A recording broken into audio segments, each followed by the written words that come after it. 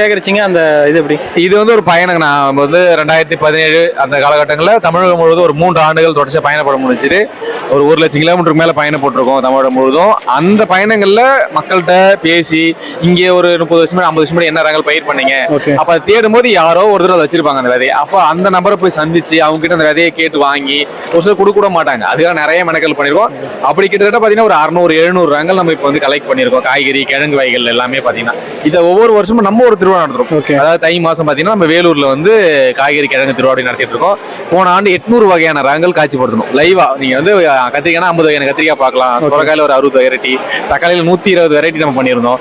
அந்த மாதிரி ஒரு 800 ரகங்களை நேரடியா பாக்குற வாய்ப்பை ஏற்படுத்துவோம். இது வந்து தமிழகத்தில் இந்தியாவிலேயே நம்ம தான் வந்து அந்த மாதிரி. இப்ப நீங்க என்ன பண்ண விதைகள் இப்ப இந்த டைம் ஆடி பண்ணா விதைகள் பார்க்கலாம். சரிங்க. ஆனா இதே தை மாசம் நீங்க வந்தீங்கன்னா இந்த விதைகளோட காய்கள் எல்லாம் நம்ம ஒரே நேரத்துல வந்து காட்டுறோம்.